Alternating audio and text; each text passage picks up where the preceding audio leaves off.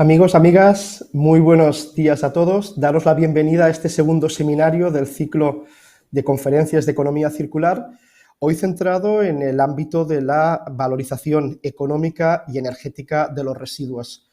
Sin duda, dos de los principales retos que debemos enfrentarnos como sociedad son la optimización de la gestión de los residuos y la generación, sin duda, de fuentes de abastecimiento energéticas respetuosas con el medio ambiente y sostenibles.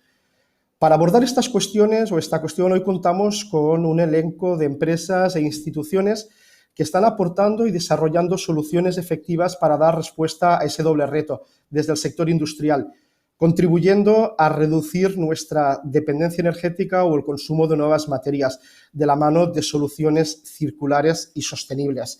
Yo creo que son aspectos que son de gran relevancia y nos permitirán hoy adentrarnos en estas soluciones. Permitidme apuntar que el reciclaje como la valorización energética son partes esenciales e indisolubles de la economía circular. Sin la valorización energética no es posible completar el ciclo de recuperación de los residuos y su posterior transformación en recursos. Y precisamente para abordar esta cuestión y las perspectivas de futuro, hoy contamos con la participación de Rafael Guinea, presidente de la Asociación de Empresas de Valorización Energética de Residuos Urbanos, AEVERSU. Para los que no la conozcáis, AEVERSU es una agrupación de empresas que transforman residuos urbanos no reciclables en energía a partir de la valorización energética. Esta actividad industrial es una parte sustancial de la solución al problema de los vertederos de basuras en el ámbito urbano y al mismo tiempo generan energía que nos permite aprovecharla a nivel doméstico como a nivel industrial. Rafael, agradecerte que nos acompañes, agradecerte tu visión sobre la situación de la valorización energética y ya sin más, por mi parte, te cedería la palabra. Muchas gracias. Buenos días, muchas gracias, Joan. Lo primero, agradecer a FUNSEAM por la invitación de poder estar aquí hablando de este tema y hablando en general de futuro y de sostenibilidad, ¿no? Que yo creo que es lo que tenemos que hablar mucho, tenemos que cooperar mucho y solo uniendo distintos puntos de vista y distintas energías lograremos mejorar el futuro, ¿no? que tenemos el reto que tenemos por delante. Muy bien, pues nada, empiezo. Ya Joan ha presentado muy bien lo que es AEVERSU.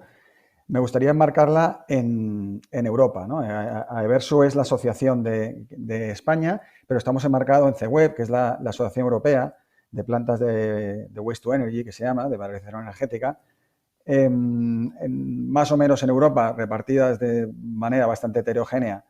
Tenemos 500 instalaciones en las cuales se tratan o se recuperan o se aprovechan del orden de 100 millones de toneladas de residuos urbanos, comerciales, más tratados, menos tratados, que de otra manera acabarían en vertederos y se les logra aprovechar para generar energía eléctrica y térmica. Utilizaré un poco de tiempo, porque yo creo que todos lo conocemos, si pasamos la slide, eso es, en enmarcar un poco dónde estamos, ¿no? El tablero de juego de la transformación en la que estamos, el momento apasionante en el que estamos. Todos conocemos que estamos dentro del Gran Pacto Verde Europeo, que nos ha fijado a todos unos objetivos climáticos y de sostenibilidad que supone un reto, son los más avanzados que hay ahora mismo en el mundo, con muchos elementos, 8 elementos claves que afectan absolutamente a todas las actividades alrededor de la vida humana, ¿no? El que crea que está fuera de este tablero de juego se equivoca y lo estará, ¿no? Y es responsabilidad de todos intentar avanzar, intentar comunicar cuáles son las soluciones para avanzar y intentar cooperar y buscar sinergias y distintos puntos de vista, ¿no? Para ello, cuando hablamos de todos estos temas que hablamos de paquetes de objetivos climáticos y sostenibilidad, me gustaría irnos centrando ya en el paquete de medidas de economía circular, que es toda una serie de normativa que ha lanzado la Unión Europea y que se está reflejando en distintas leyes en los países. Y sin entrar en mucho detalle de eso, sí decir que la economía circular, que normalmente se está asociando mucho a productos, ¿no? A intentar que se recicle, que se reutilice, que los productos tengan más un ciclo de vida mayor de utilización y de generar menos residuos, no hay que olvidar que más del 50% de la afección de la economía circular es energía, ¿no? La energía y la materia son dos conceptos más allá de la fórmula de Einstein famosa, mucho más allá de eso, en términos mucho más mundanos, están absolutamente relacionados. El extraer recursos, el fabricar recursos, de nuevo, en vez de reutilizarlos o reciclarlos, la gran diferencia no es solo el consumo del recurso, de la materia en sí, sino de toda la energía necesaria para generarlo, ¿no? Para hacer todas estas actividades. Y de igual manera, el desaprovechar recursos que transformamos en residuos y llevarlos a vertedero, el no aprovecharlos de ninguna manera, lo que hace es dejar que mucha energía que se ha utilizado para realizar este producto no pueda volver a ser reutilizada, no pueda volver a ser reciclada y de vuelta a su utilización dentro de una economía lo más circular posible, ¿no? Centrándonos ya un poco más en el tema de residuos, me gustaría dar unos cuantos datos para aquellos que estén menos familiarizados. En la Unión Europea se han establecido unos objetivos muy ambiciosos, muy desafiantes, relativos a la gestión de residuos, que básicamente nos dice que tenemos que reciclar como mínimo un 65% de los residuos antes de 2035 y que además no podemos llevar a vertedero más del 10%. Estos objetivos, antes he hablado de una Europa bastante heterogénea en cuanto a la gestión de residuos, pues en muchos países prácticamente están a punto de cumplirlos, con lo cual están mirando ya hacia nuevos retos más asociados a climáticos y a huella de carbono.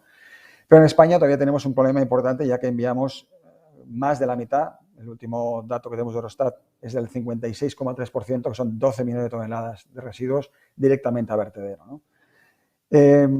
Esto no solamente es un problema de residuos, es un problema también de cambio climático. Los vertederos son grandes, luego entraremos más en detalle en los números, grandes productores de gases de efecto invernadero y a día de hoy representa el 4% de las emisiones de gases de efecto invernadero, que no es el grueso, pero tampoco es algo a no tener en cuenta, sobre todo cuando es una oportunidad relativamente sencilla para darle la vuelta, ¿no?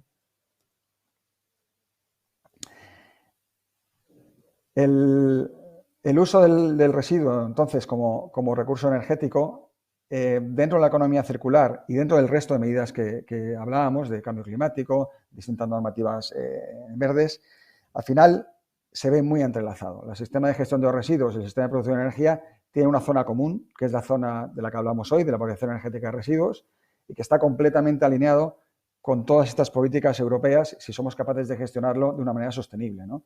Está alineado con la jerarquía de las prioridades de la gestión de residuos, de reducir, reutilizar, reciclar, recuperar antes de verter, ¿vale? Está con el cierre de los vertederos, con el fomento de las energías renovables, ya que la gran parte de la energía que se produce en los residuos es de origen biogénico, renovable.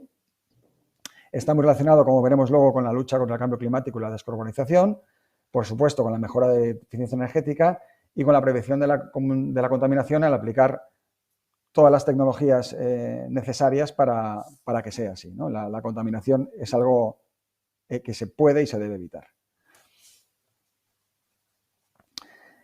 ¿Cuál es la situación actual que antes hablaba heterogénea de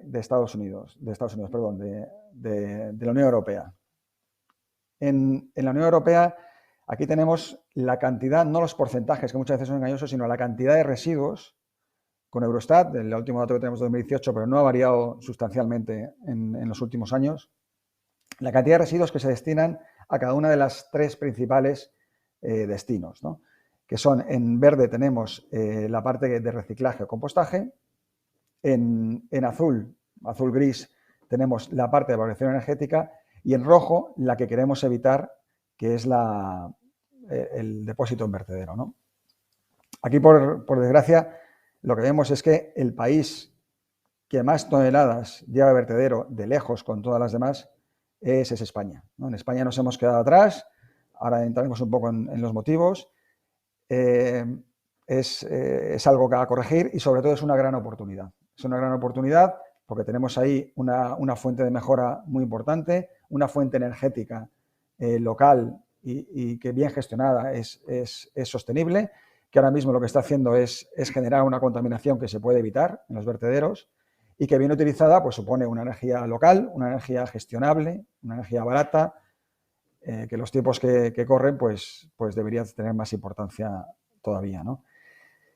Pero ¿Por qué estamos en España? ¿Qué es lo que nos ha llevado a tener esta mala situación dentro de la gestión de residuos en Europa? Bueno, hay mucha controversia, yo creo que todos los que estamos en el sector lo conocemos, en torno a la valorización energética. Hay muchos movimientos políticos que luego derivan en normativas, pero ya no solo que derivan en normativas, sino que derivan en estados de opinión que hacen que las distintas administraciones políticamente tengan miedo o sean reacios a tomar según qué soluciones, aunque la solución alternativa sea peor.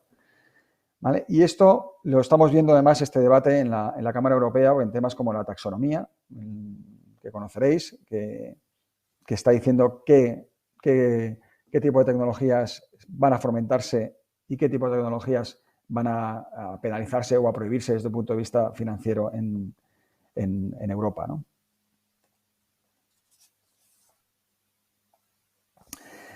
Por concretar las controversias que nos llevan a este debate, básicamente hay una posición social en España en concreto, pero lo tenemos sobre todo, lo vemos en países mediterráneos. En Italia pasa algo, aunque con menos impacto, pero pasa algo parecido. Primero porque se percibe como una tecnología contaminante por la opinión pública o publicada, e incluso se generan debates sobre si tiene un impacto negativo sobre la salud de las personas y el medio ambiente. Y por otro lado, ya desde el punto de vista más teórico, la gente que conoce un poco más en detalle, pues un efecto barrera para alcanzar mayores tasas de reciclaje y reutilización, diciendo que, bueno, que es que si se valoriza energéticamente se le está dando un uso a un residuo y entonces eso lo aleja de que pueda ser reciclado, ¿no?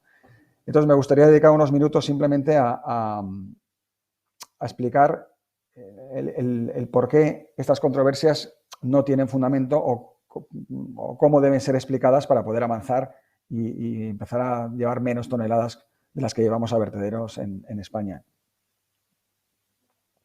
Lo primero, desde el punto de vista tecnológico. Es curioso que desde el punto de taxonomía hay el debate de qué debemos hacer con la valorización energética, si la ponemos dentro de la zona verde o dentro de la zona negra, pero en otros documentos que van saliendo continuamente de distintos departamentos de la Comisión Europea, se define como la Best Available Technology, la mejor tecnología disponible, es la que tenemos actualmente para sacar esta energía de los residuos y para depurar los gases que se puedan generar en la extracción de esta energía y las emisiones que puedas tener en el medio ambiente. Es decir, las tecnologías que tenemos ahora funcionando están actualizadas continuamente y no solo están actualizadas, sino que están auditadas y se consideran que cumplen las mejores tecnologías disponibles. Y además, no solo eso, sino que de manera continua, como en casi todos los sectores, pues se prevé que si hay una nueva tecnología que sale en el mercado que pueda hacer que todavía puedas tener un menor impacto ambiental, pues se exige que se aplica y se aplica, ¿no? Y en ese círculo virtuoso yo creo que estamos, es un sector al que se le exige mucho, y lo cual es bueno, y yo creo que es algo que hay que reflejar y hay que contar a la sociedad para que sepa que no es algo desregulado, sino todo lo contrario. Es muy regulado, muy controlado y muy exigido a la hora de tener una mejora ambiental y energética de eficiencia, ¿no? El otro gran debate, que también es un debate más filosófico y más sentimental, diría yo, es el debate sobre la salud de la valorización energética, ¿no? Uno de los principales retos que se tiene cuando se instala una instalación de valorización energética de nuevas, en un sitio donde no lo hay, es que siempre hay grupos que te salen diciendo, bueno, que es que eso va a ir contra la salud de las personas, ¿no? Yo aquí siempre digo que todos los que nos dedicamos a este sector, pues solemos vivir cerca de las instalaciones, las conocemos perfectamente, de primera mano, sabemos cómo funcionan, sabemos el impacto que tienen, pero también sabemos el impacto que tiene lo alternativo, es decir, los vertederos, ¿no? Entonces, los vertederos sí que suponen un gran problema para la salud y para el medio ambiente, para el subsuelo, y sin embargo las plantas de valorización energética también, como decía, han sido muy exigidas en estudios de salud, en estudios continuos. Tenemos cientos de estudios hechos por todos lados, aquí en todas las instalaciones, con los cuales, con el avance tecnológico que ha habido en los últimos 100 años, porque se lleva 100 años haciendo esto, el impacto no es que sea negativo, sino que es positivo, ¿vale? El tener unos residuos que tratas de una manera u otra el impacto para la población, para la salud, para el bienestar, no es que sea neutro, sino que es claramente positivo, ¿no? Y por seguir con el otro gran reto, dentro del debate de los residuos de evaluación energética, es el del impacto en gases de efecto climático, ¿no? Nosotros, al igual que han hecho, yo creo que todas las asociaciones de todos los países, la Asociación Europea, hemos hecho estudios concretos de cuál es la afección a nivel de cambio climático de las plantas de valoración energética que existen en la actualidad en España, que como digo, son pocas, deberían ser muchas más, y cuál es la comparativa de su impacto respecto a la alternativa que es llevarlo a vertedero, ¿no? Las conclusiones son claras, ¿no? Y al final, la valoración energética evita a día de hoy más o menos del orden de 30 millones de toneladas de emisiones de CO2 a la atmósfera, ¿vale? Es el balance neto de llevar una tonelada de residuos a un vertedero a llevar la valoración energética es más o menos de 3,5 veces. ¿Por qué es esto? Pues básicamente porque los vertederos, que es algo de lo que la gente se suele olvidar, ¿no? Tú te llevas el residuo y se mete en un agujero y ya está, no hace que los residuos dejen de transformarse, ¿no? Entonces, toda la parte biogénica, que suele ser un 65%, 70% de los residuos que tenemos, se va descomponiendo y al descomponerse de manera aeróbica genera metano, que como todos sabemos, el metano tiene un efecto de invernadero 26 veces superior al CO2. Incluso en nuestro estudio, que está a disposición de todo el que lo quiera ver en la página web de Eversu, se contemplan los vertederos mejor gestionados, desgasificados, utilizando el metano para producción eléctrica, y aún así el balance nos sale 3,5 veces mayor. Con lo cual, la conclusión es que necesitamos hacer muchas más charlas como las que tenemos hoy para intentar hablar con las distintas organizaciones que toman decisiones, las distintas administraciones, de cuáles son las contraprestaciones de no tomar la decisión de instalar o de apostar por una valorización energética de residuos y dejar que los residuos sigan yendo a vertedero con la coartada de decir que, bueno, que el objetivo último es hacerlos desaparecer, ¿no? Los residuos no desaparecen, la reducción de residuos es algo en lo que hay que trabajar, pero no es inmediata, y los resultados a día de hoy es que estamos llevando un montón de toneladas de residuos a vertedero. Por concluir con la parte de huella de carbono, a día de hoy la tecnología de waste to energy, la variación energética de residuos, a día de hoy es neutra en huella de carbono, es decir, en todos aquellos países donde están sometidos a la normativa de emisiones de carbono, se hace el cálculo instalación a instalación y el balance neto es neutro, ¿vale? Varía de un país a otro sector según el mix energético, básicamente, pero es neutro. ¿Por qué? Porque se genera energía que finalmente sustituye a una energía que viene del mix, ¿vale? Que puede ser más fósil o menos fósil. En el caso español, pues tiene unos porcentajes fósiles importantes, pero además es una energía que medimos la cantidad de carbono biogénico, lo medimos además directamente en chimenea a través de carbono 14 para saber exactamente cuánto carbono fósil estamos emitiendo, y estamos en torno al 35% de los materiales del residuo son fósiles y el 65% son renovables, son de materia orgánica. Entonces, con ese planteamiento actual ya somos neutros en carbono como sector, y el objetivo no es solo ser neutros en el balance de carbono, sino llegar a ser emisiones cero, gases de efecto invernadero, y para eso estamos trabajando, viendo que el mix energético, si se cumplen todas las expectativas, que así serán, cada vez será más renovable, con lo cual nosotros no nos basta solo con ser renovables en un 65%, porque esperemos que el mix energético vaya siendo cada vez más renovable. Esperamos un mayor origen biogénico de los residuos, que esto yo creo que es algo también que es muy importante trasladar a la opinión pública. El hecho de que los plásticos cada vez estén siendo sustituidos más por materiales de origen biogénico, lo estamos viendo ya en las instalaciones. Se ve ya, por ejemplo, con el papel. el papel que se rechaza, que no se puede reciclar y está sustituyendo a las bolsas de plástico, ya se nota mucho en el flujo de residuos. El papel tiene un 90 y muchos % de origen biogénico, es biomasa y como tal va haciendo que nuestro balance, nuestra huella de carbono sea menor.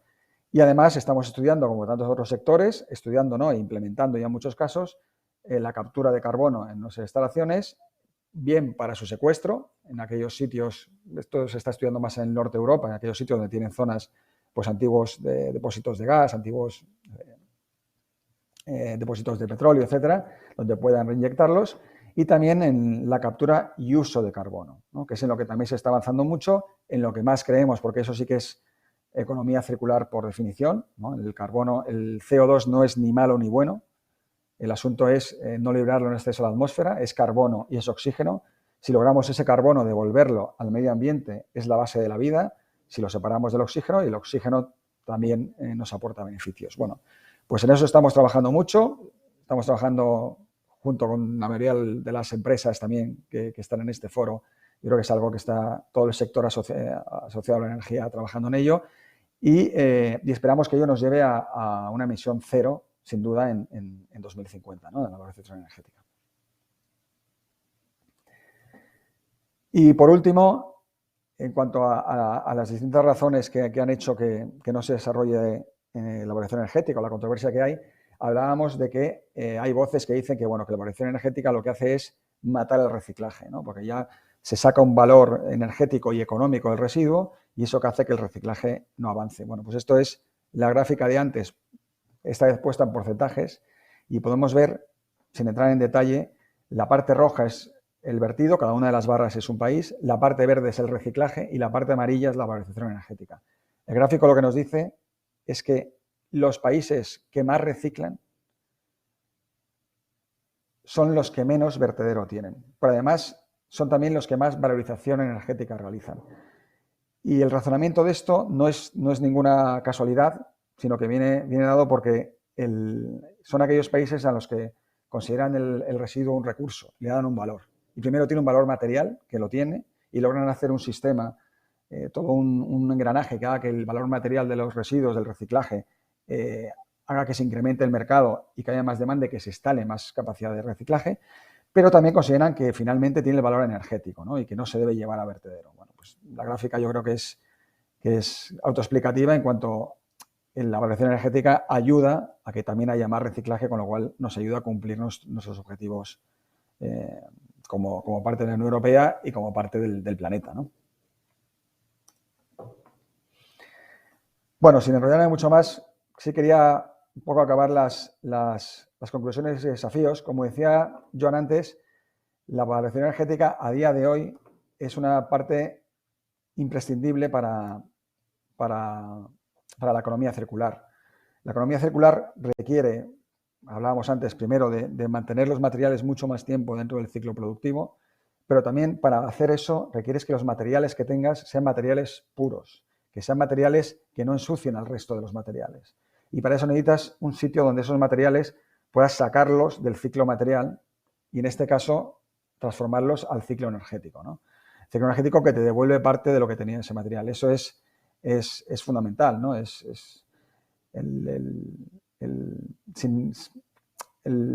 concepto de economía circular perfecta ligada a un residuo cero y a un reciclaje infinito no existe. Y no solo no existe, sino que es engañoso y es perjudicial para la propia economía circular, ¿no? El sistema hay que tomarlo como es y hay que intentar mejorarlo y arreglarlo con las distintas salidas que tiene, ¿no? Mirar para hacia otro lado lo único que nos hace es que esa materia prima acabe en un vertedero, en el mejor de los casos, en Europa, y en el peor de los casos, en un país que no podamos controlar, ¿no? Por otro lado, por supuesto, los residuos suponen un recurso energético de carácter, como decía, parcialmente, mayoritariamente renovable, con la fracción de biomasa, y es un recurso autóctono, especialmente importante en un país como el nuestro. Es un autóctono y es un suministro seguro y a un precio estable. Es algo no deslocalizable, es una fuente de energía que estamos despreciando en nuestro país, que es muy utilizada en los países de nuestro entorno y que deberíamos mirar con más cariño hacia ella. Como hablábamos antes, supone elemento clave para la descarbonización de la economía circular. El sector de residuos hablábamos que es del 4%. Eliminar toda la parte de vertederos elimina casi 2/3 partes de la huella de carbono que tenemos actual. Es absolutamente imprescindible actuar en este sentido si tenemos también el objetivo de descarbonizar y si metemos también al sector de residuos dentro del objetivo de cero emisiones del 2050, ¿no? Desafíos y ventajas de este tipo de instalaciones. Las plantas de tratamiento se pueden y se suelen instalar, sobre todo en el centro de Europa, cerca de los consumidores y cerca de los productores. Son plantas muy limpias, son instalaciones muy amigables y aunque se tenga en algunos foros una imagen muy poco amigable de ellas, en la mayoría de las ciudades europeas, centroeuropeas, vas por calles en las cuales no sabes exactamente el edificio que tienes, si es una planta de valoración energética o no, ¿no? Y cuanto más técnica las pongas, menos tienes que transportar los residuos y más cerca del consumo de energía estás generando esta energía, ¿no? Tenemos ejemplos en París, la planta de valoración energética está a escasos 200 metros de la Torre Eiffel y convive perfectamente arquitectónicamente con el resto de elementos, no se nota. Tenemos ejemplos como los de la planta de Viena, que está dentro del círculo turístico de la ciudad de Viena. Cuando cualquiera de vosotros vayáis a Viena, veréis que uno de los atractivos turísticos es una planta que simplemente tiene un diseño arquitectónico distinto.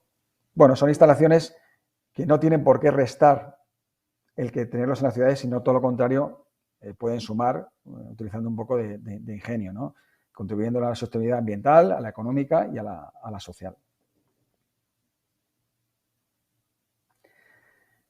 Y por acabar de cerrar, el reto que tenemos hacia el futuro, las estimaciones que hacemos con los residuos que tenemos y con los objetivos de reciclaje y sobre todo con los objetivos de vertido que nos hemos fijado los ciudadanos europeos, necesitamos un incremento de tratamiento de más de 40 millones de toneladas al año respecto a lo que tenemos ahora. Es un incremento a nivel europeo del orden del 40% más de las que tenemos ahora. Pero es que en España, si logramos aumentar el reciclaje que tenemos ahora del 35 al 65, es decir, multiplicar por 2 el reciclaje, que es en eso estamos trabajando también en el sector de los residuos, necesitaríamos, para coger todos los rechazos que no se pueden reciclar, multiplicar al menos por 2 el número de instalaciones que tenemos ahora funcionando en España. Es un sector que necesita multiplicar por 2 y ahora mismo no hay ninguna nueva instalación en el pipeline de desarrollo.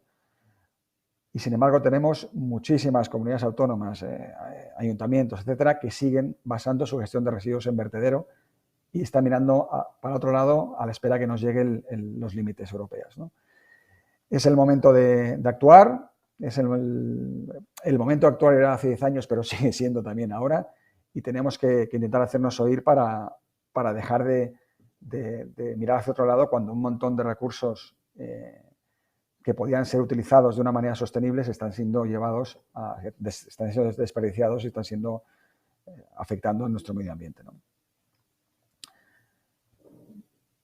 Y sin más, yo solo quería hacer esta presentación para introducir. Aquí llevo la última planta que se ha inaugurado en Copenhague. Como sabéis, Copenhague es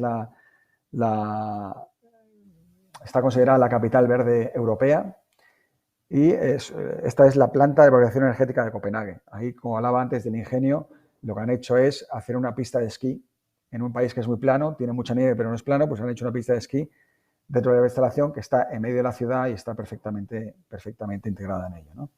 Así que hasta aquí, Joan, y muchas gracias a todos por vuestra atención.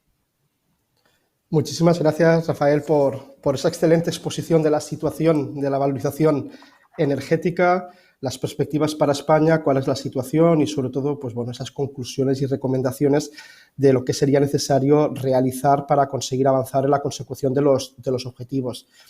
Yo me quedo con un mensaje que decías ahora en estas últimas palabras, que es el momento de actuar. Y sin duda yo creo que una buena muestra de que ya se está actuando es las iniciativas empresariales que veremos a continuación en la siguiente mesa de debate. Ya sin más pasaríamos a esa mesa. Agradecer a la moderadora, a María José Serranillos, redactora de Expansión, experta en temas de innovación y emprendimiento, la moderación de esta mesa. Comentaros, recordaros, ya lo sabéis todos los que habéis asistido a sesiones previas, que tenéis a vuestra disposición un chat para poder ir trasladando las cuestiones, las preguntas que estiméis oportunas. Y ya sin más, María José, agradecerte que nos acompañes y te cedo la palabra para poder iniciar la mesa de debate. Gracias. Gracias, Joan. Gracias a Funsean también, a Fundación Repsol, por darme la oportunidad de, bueno, pues de moderar esta mesa.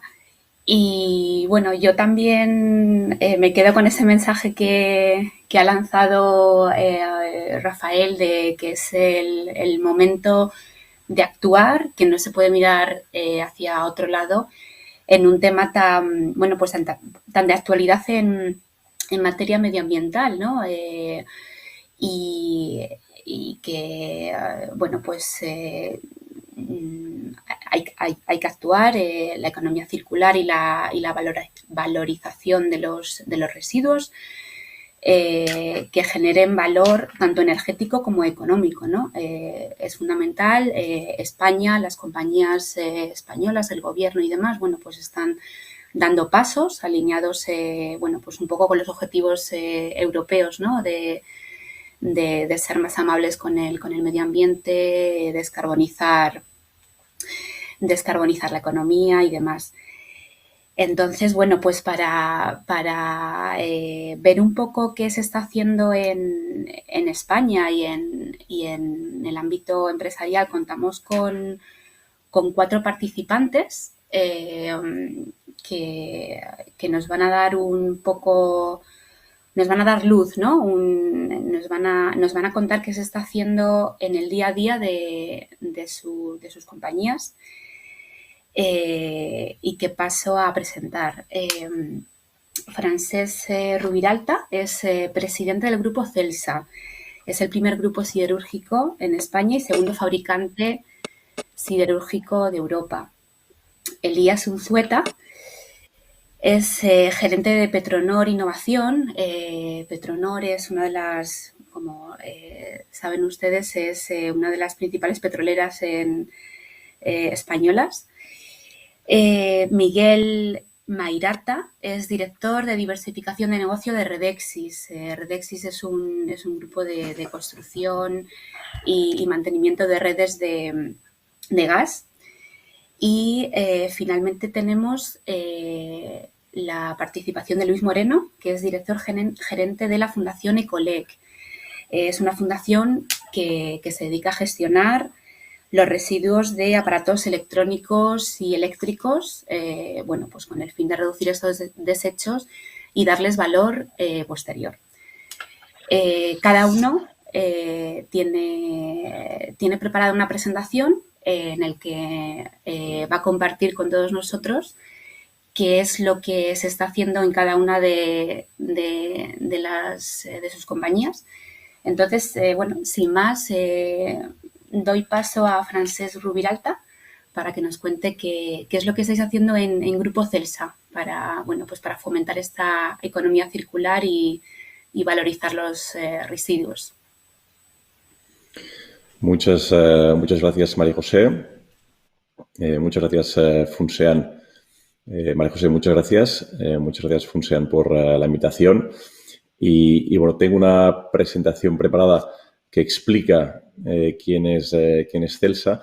Y lo primero que quería hacer es, y perdona, María José, pero era corregirte. Nosotros no somos un grupo siderúrgico, a pesar de que así se nos conoce, sino que somos un grupo reciclador. Nosotros somos el primer reciclador de España, el segundo de Europa, y probablemente si estuviéramos en modo presencial, que lamentablemente por el COVID pues no podemos estar, y hubiera preguntado esta pregunta de si éramos o no los primeros recicladores de España y los segundos de Europa, probablemente se hubieran levantado muy pocas manos. Con lo cual, somos los grandes desconocidos y María José es así, se nos conoce como siderúrgicos y no como recicladores. Aquí tenéis una slide que que es muy relevante de lo que hemos vivido en los últimos 70 años, y es el modelo económico que nos ha permitido conseguir muchos éxitos. Y probablemente este es el mayor, que es que la pobreza extrema en todo el mundo se ha venido reduciendo en los últimos 70 años hasta que en el año 2015 esta pobreza extrema se haya visto reducida a menos del 10% de toda la población mundial, teniendo en cuenta que en los últimos 100 años la población se ha multiplicado por 7. Con lo cual, esto es un gran logro que ha conseguido toda la sociedad y de los cuales todos debemos estar muy orgullosos. Sin embargo, ¿a qué coste se ha conseguido esto? ¿A qué coste de la sociedad y a qué coste del planeta? Y esta es una portada de una revista que todos conoceréis de finales de julio de este año, en el cual pues es muy ilustrativa de que uno de los mayores costes de los logros que ha tenido nuestro modelo económico hasta ahora es el calentamiento global y el riesgo del cambio climático que estamos viviendo. Hay dos datos muy relevantes y es el hecho de que en los últimos 800.000 años la cantidad de CO2 en la atmósfera es la más alta, son 413 partes por millón, superando con creces los 300 partes por millón que tuvimos hace 300.000 años. Y adicionalmente, desde el año 1880, la temperatura media del planeta ha aumentado ya 1 grado. Con lo cual, estos dos datos nos tienen que hacer pensar y nos tienen que transmitir un alto sentido de la urgencia para actuar. Todo esto ha sido plasmado en un informe que ha preparado el IPCC, que es un panel de cambio climático intergubernamental, en la que hay más de 300 científicos de todo el mundo, en el que dice dos cosas. De hecho, la lectura del mismo es bastante escalofriante, pero dice dos cosas, que estamos ante un cambio climático generalizado, rápido e intensivo, y al mismo tiempo que hay muchas evidencias, muchos hechos y datos que certifican que nuestra actividad industrial, nuestra actividad como sociedad, tiene un alto impacto en este cambio climático.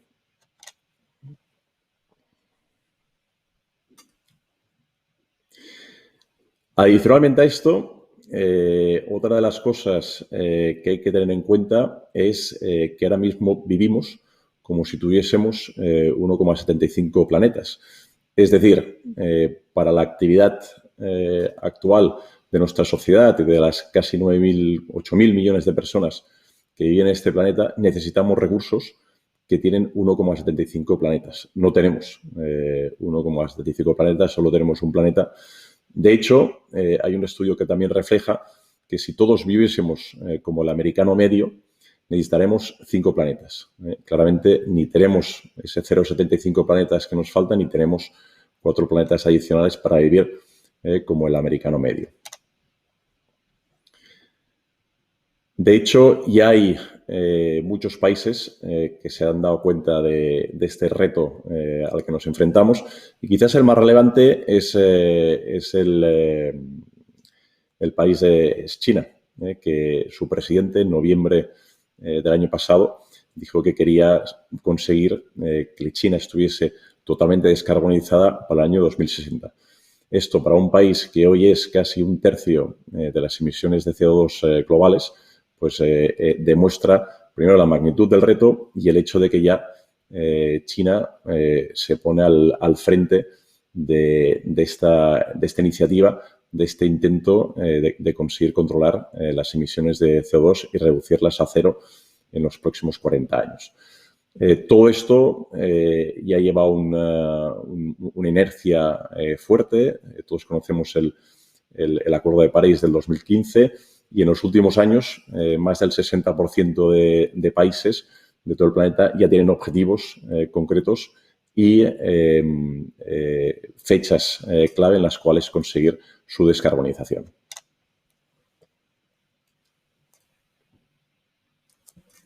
En el fondo, lo que necesitamos son dos cosas. Teniendo en cuenta que no tenemos los recursos para una población creciente, necesitamos migrar de una economía lineal en la cual se sacan recursos naturales, se produce y se tira, a una economía circular en la que se recicla, se produce y se vuelve a utilizar y después reciclar. Y por último, de un mundo carbonizado, que provoca este calentamiento global, a un mundo descarbonizado. Realmente esta es la migración que tenemos que hacer, este es el cambio de paradigma al cual nos enfrentamos y en la que Celsa quiere ser un protagonista activo. De hecho, ya es parte de la solución. Si pasáis a la siguiente slide, aquí tenéis lo que hace Celsa. Celsa es un productor de acero y hay dos grandes líneas de producción de acero.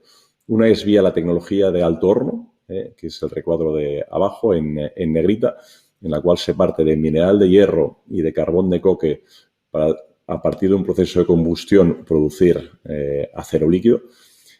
Y en este proceso hay grandes emisiones de CO2, 2.200 kilos por tonelada de acero producida, pero también hay el proceso en el cual utiliza Celsa, que es a través de la tecnología de horno eléctrico, no alto horno, fundiendo chatarra, que es un residuo, es un desperdicio más. Nosotros fundimos chatarra, calentamos esa chatarra a través de energía eléctrica y producimos acero ya de bajas emisiones. Nuestras emisiones directas, Scope 1, son 100 kilos, mientras que nuestras emisiones indirectas, que dependen de la red a la cual estemos enchufados, son de 150. En total, 250 kilos, que son 9 veces menos las emisiones de CO2 provocadas por los altos hornos. Con lo cual ya se puede decir hoy que Celsa Group es un productor de acero de bajas emisiones de CO2. Por este hecho, con nuestra producción de 7 millones de toneladas de acero en toda Europa, que hace que seamos el principal productor de productos largos de acero en Europa, después de ArcelorMittal, conseguimos, por un lado, reducir la extracción de 9,8 millones de toneladas de mineral de hierro, que esto equivale a 2 Empire State Buildings, toda la volumetría. Adicionalmente, esto reduce el consumo de 5,1 millones de toneladas de carbón, que es lo mismo que el consumo que genera la electricidad para suministrar a toda Barcelona. Reducimos también el consumo de cal en 840.000 toneladas, que emite más de 1 millón de toneladas de CO2, perdón. Reducimos también el consumo de energía, que equivale a una ciudad, a la energía eléctrica que necesita una ciudad de 2,5 millones de habitantes, algo más que Barcelona, consumo anual. También reducimos el consumo de agua en 3,6 millones de metros cúbicos, que equivale al consumo anual de una ciudad de 75.000 habitantes. Y por último, reducimos nuestra huella de carbono, o la huella de carbono, que potencialmente sería a través de alto horno, a través de fundir chatarra, a través de la tecnología de horno eléctrico, conseguimos reducir en 13,6 millones de toneladas de CO2, lo que equivale a lo que generan coches circulando todo el año, un total de 3 millones de coches. Y esto lo conseguimos, como hemos comentado, valorizando un residuo, un desperdicio. El 93% de nuestra materia prima parte de chatarra, es desperdicio. Lo bueno que tiene también el producto que producimos, que es el acero, es que se puede reciclar tantas veces como se quiera, es infinitamente reciclable. Y además todos aquellos desperdicios, todos aquellos residuos que nosotros generamos a través de la producción de acero, el 90% los recuperamos y o los valorizamos. Estos 3 datos, que son muy relevantes, veis que en la parte de la izquierda hay un asterisco. Esto hace que la tecnología de horno eléctrico haya sido declarada por la taxonomía que antes comentaba Rafael, por la taxonomía europea, como financiación sostenible si se cumplen una serie de parámetros. 2 de los cuales están aquí, que nosotros los cumplimos. De hecho, si recordáis la presentación de Rafael, se decía que uno de los requisitos de la Unión Europea, de la Comisión, es que en el 2035 el residuo que genere sea menos del 10%. Nosotros ya estamos ahí hoy, en el año 2022. Y todo esto traducido en números, en millones de toneladas, son los que tenéis aquí. Nosotros reciclamos 8 millones de toneladas en todo el grupo Celsa. Valorizamos y recuperamos 1,5 millones de toneladas de coproductos, que ya no llamamos desperdicio porque al final acaban siendo coproductos. Recuperamos también 100.000 toneladas de metales no férricos, cobre, acero inoxidable, aluminio.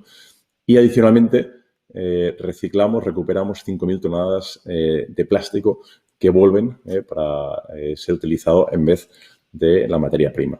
Esto es mucho o poco. Aquí en total pues hay más de 9,5 millones de toneladas.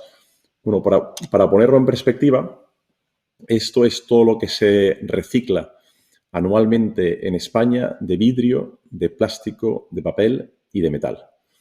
Con lo cual, lo que hoy hace el Grupo Celsa es lo que se recicla, es más de lo que se recicla, de hecho, de estas 4 categorías de desperdicio. En total, de estas 4 categorías son unos 8 millones de toneladas y nosotros estamos en más de 9,5. Por lo tanto, ya se puede decir que hoy Celsa es la cadena de suministro circular más grande de Europa y además de bajas emisiones. Esto es lo que somos hoy y nuestra aspiración es seguir construyendo esta gran cadena de suministro circular que sea de emisiones cero. Este es el objetivo y por esto para los próximos años tenemos 2 grandes objetivos. Uno es relacionado con la economía circular, que es que en los próximos 5 años queremos reciclar el 100% de nuestros desperdicios y residuos y además mejorar la valorización. Y adicionalmente queremos en el año 2040 ser neutros en carbono. De hecho, nuestro paso anterior sería en el 2030 a dividir por 2 hoy nuestra actual huella de carbono. Para estos 2 objetivos tenemos multitud de iniciativas relacionadas con la innovación. Tenemos muchos proyectos. Me podría aquí extender, pero seguro que en las preguntas podré daros más detalle. Pero hay 3 grandes proyectos. Uno que está relacionado, que llamamos el proyecto FEXI, que está relacionado con la energía eléctrica y el consumo de hidrógeno verde. El objetivo es tener energía eléctrica renovable y producir hidrógeno verde para reducir significativamente nuestra huella de carbono. Seríamos capaces de los 150 kilos de emisiones indirectas llevarlos a 0 y de los 100 kilos de emisiones directas reducirlos a 20. Con lo cual, con hidrógeno verde y energía eléctrica renovable, reduciríamos significativamente nuestra huella de carbono. Tenemos adicionalmente el proyecto INDO, que es un proyecto de economía circular para industrias electrointensivas. Aquí tenemos un proyecto que nos lanzó el Ministerio de Industria y que ya engloba a más de 100 empresas con capacidad de inversión de más de 2.000 millones de euros. Y por último, tenemos el proyecto de Punto Verde, que es darle una nueva vida a todos aquellos coches de combustión que van a llegar al final de su vida útil antes del año 2035. En concreto, en España hay 25 millones de coches de combustión que van a tener que ser achatarrados, reutilizados y sacarle valor a lo que va a ser un residuo que no va a tener una vida útil. Con lo cual, la contribución de Celsa es evidente, es tener menos desperdicio, no llevar ningún tipo de desperdicio a vertedero, utilizar menos recursos naturales. No utilizamos ni carbón, no utilizamos mineral de hierro. Y, por último, fomentar la cadena de suministro circular, que ahora la nuestra está muy centrada en la producción de acero, pero aspiramos en los próximos años a adentrarnos en llegar a producir otro tipo de producto final que permita potenciar este tipo de cadenas de suministro. Muchas gracias.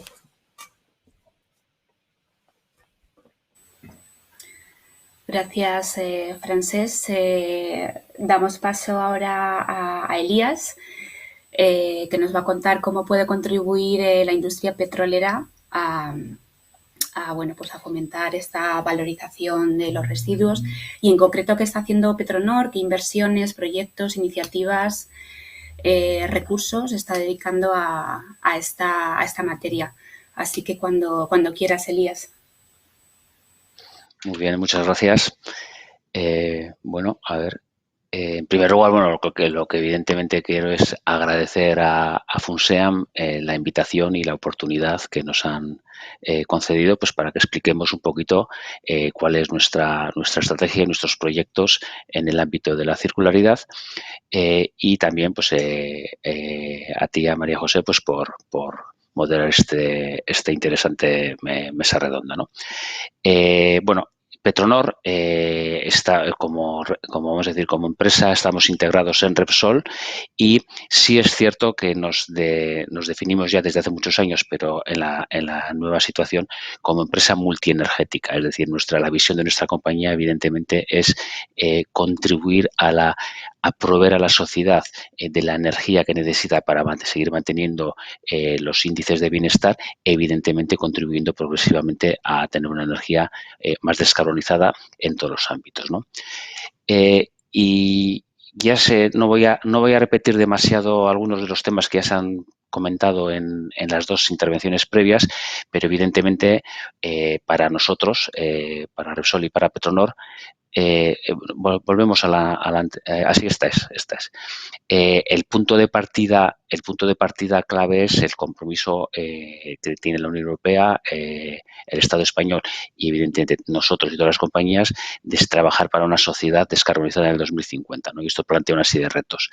Y aquí quiero especificar que en el diciembre del 2019 Repsol fue la primera compañía del oil and gas en manifestar ante la sociedad y ante el accionariado un compromiso de ser una compañía de emisiones netas cero en el 2050, también en línea con los objetivos políticos.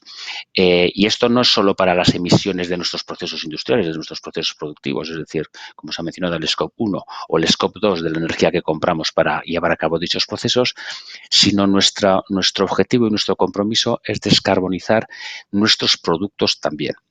Es decir, el reto es de una magnitud importante. Y claro, en este proceso de descarbonización, pues en la jornada de hoy ya está quedando muy claro que la unión, la ligación que hay entre la economía circular y los objetivos de descarbonización, o que la economía circular es una de las palancas clave para conseguirlo, pues es evidente. Y aquí sí quiero también hacer mención de que la economía circular, además, es un elemento adicional para favorecer la competitividad de las empresas.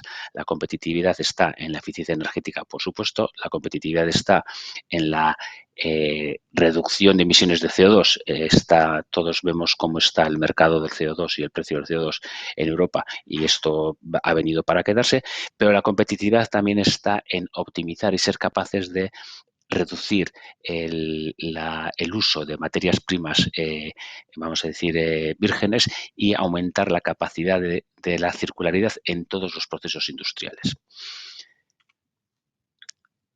Por lo tanto, ¿cuál es un poco el planteamiento o el enfoque que hacemos desde el grupo? Bueno, pues tenemos una visión dual, ya lo he comentado, es decir, vamos hacia la descarbonización, la circularidad colabora y participa, es parte integral importante de no cumplir nuestros objetivos de descarbonización, pero a la vez vamos a contribuir a un uso, a una incorporación de residuos, a un uso racional y eficiente de residuos que actualmente no se aprovechan para generar nuestros productos. Y además, esto movilizará en la cadena de valor, generando, entre otras cosas, pues empleo y riqueza para la sociedad. Para esto, bueno, partimos de que el elemento con el que vamos a trabajar para conseguir estos objetivos lo denominamos las plataformas de circularidad. Estamos hablando de un nuevo entorno industrial en el que vamos a de un modo bastante colaborativo y de desarrollo de toda la cadena de valor, producir combustibles o productos de bajo contenido en carbono, también plásticos o polímeros, o de nulo contenido neto en carbono, a partir del reciclado y la reutilización de residuos. Aquí otro aspecto que quiero importar también es que es necesario que trabajemos, yo creo que además este es un reto, se ha mencionado antes lo de que es el momento para empezar. Está claro que es el momento para empezar, está claro que este tipo de compromisos y planes hay que ponerlos en marcha y además tenemos que acelerar los beneficios que nos aporta la circularidad.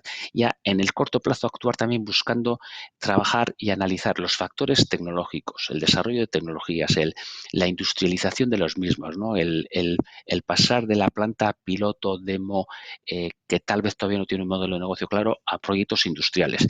Por supuesto, los factores económicos. Esto tiene que ser un proceso rentable de competitividad y que aporte valor. Y aquí es la parte que no debemos también perder de vista, todos los conceptos regulatorios. Es necesario que aquí haya un apoyo, una colaboración y una visión compartida público-privada con la administración que nos ayude a todos los sectores a trabajar en aumentar la circularidad de nuestros productos y de nuestros procesos. Y bueno, aquí pongo algunos números, pero bueno, lo que sí que por la parte de circularidad de Repsol estamos planteando una fuerte inversión de más de 2.500 millones de euros de aquí en el periodo de aquí al 2030. Esperamos que esto sirva para generar un retorno superior a la inversión y estamos trabajando pues en una serie de proyectos en todo el grupo para conseguir, por un lado, productos de combustibles y gases renovables de baja o nula huella y además polímeros circulares.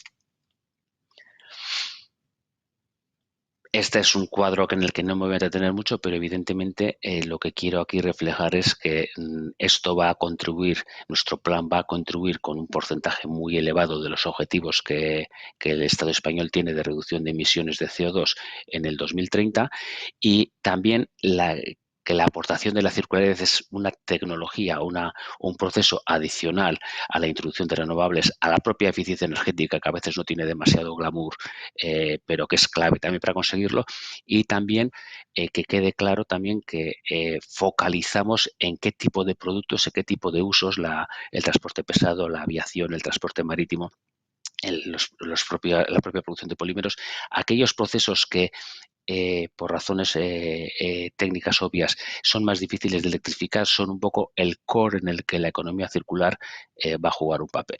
Y bueno, el resultado es lo que he mencionado antes, de que esperamos producir pues más de 2,5 millones de toneladas de producto y una disminución de alrededor de 7 millones de toneladas de CO2 emitidas al ambiente por el uso de dichos productos. Este es un breve repaso con que he mencionado antes muy rápidamente de lo que son o de lo que consideramos que son las plataformas de circularidad. Estamos hablando de un entorno industrial que, vamos a decir, desarrolla y contempla toda la cadena de valor y aquí sí es importante el trabajar conjuntamente y colaborativamente tanto con todos los agentes que trabajan en la recolección, en la logística de los residuos y las materias primas, además con una visión muy abierta a todo tipo de residuos, desde residuos sólidos urbanos, por supuesto plásticos, pero también residuos tanto lipídicos como agroforestales o agroalimentarios. Y sí que visualizamos además la necesidad de combinar y de desarrollar tecnología en conversiones, vamos a llamarle conversión primaria y conversión secundaria. Conversión primaria, son los pretratamientos, las tecnologías que ya existen para hacer a partir de una preselección una optimización de los posteriores rendimientos que van a poder obtenerse a partir de esos residuos, y la conversión secundaria, que la vemos y vamos a trabajar aquí profundamente en desarrollar la tecnología y en aplicar la tecnología que ya disponemos en nuestros activos para obtener productos como los combustibles o los polímeros en las instalaciones y en la capacidad productiva que ya tenemos en nuestros complejos industriales. Y una breve mención que ya se ha mencionado también en la anterior intervención al hidrógeno renovable, que también entendemos que es una palanca muy potente y muy clara para descarbonizar tanto nuestros procesos como la sustitución parcial de gases que actualmente tienen más impacto en emisiones de CO2. Y ya después de esta introducción, pues voy a mencionar rápidamente pues 3 o 4 ejemplos de proyectos que estamos llevando a cabo, y quería empezar por el tema de los biocombustibles, porque llevamos muchos años en el sector del oil and gas introduciendo productos bios en nuestros productos. De hecho, hay una obligación, además, que cumplimos de introducir hasta un 7% en términos energéticos de productos bios en nuestros productos, pero en los próximos años hay una ruta de incremento de dichos productos bio y además han de ser en el concepto de biocombustibles avanzados, es decir, productos bios obtenidos a partir de residuos, que no impliquen cambios de uso del suelo y que no impliquen competencia de productos con el sector agroalimentario. Bueno, pues en ese ámbito estamos trabajando, hay unos objetivos mínimos obligatorios, hay que hacer desarrollo tecnológico, hay que hacer pruebas, y como hito pues quería comentar aquí pues que en el pasado mes de julio pues hemos fabricado el primer lote de biojet, combustible de aviación, obtenido a partir de residuos de la industria agroalimentaria, y se llevó a cabo esta prueba con éxito en julio de 2021. Bueno, pues ahora lo que vamos a trabajar es en incrementar esta capacidad de producción de biojet, en ajustar los parámetros y optimizar el proceso, y esperamos que esta sea una solución, por ejemplo, potente para ayudar a descarbonizar el transporte aéreo. Otro de los proyectos en los que estamos trabajando, que vamos a desarrollar una planta en el puerto de Bilbao, es también revalorizar una de las fracciones de los combustibles, de los residuos sólidos urbanos, el CSR, el combustible sólido recuperado, para producción de gas de síntesis o de gas para ser utilizado en nuestros hornos, que nos ayude a sustituir, por un lado, gas natural que utilizamos en nuestros procesos, pero también para que pueda servir como como materia inicial, como gas de síntesis para producir los combustibles líquidos o los productos químicos tipo metanol que puedan luego ser utilizados en aguas abajo en la industria química. Este es un proyecto muy interesante porque tiene un impacto directo en cubrir los dos objetivos que he mencionado al principio. Por un lado, la descarbonización de nuestros productos, pero por otro lado, dar solución a productos que actualmente pues están yendo a vertedero, y como ya se ha mencionado en la introducción, es una de las claves para avanzar y optimizar nuestro sistema en el país, ¿no?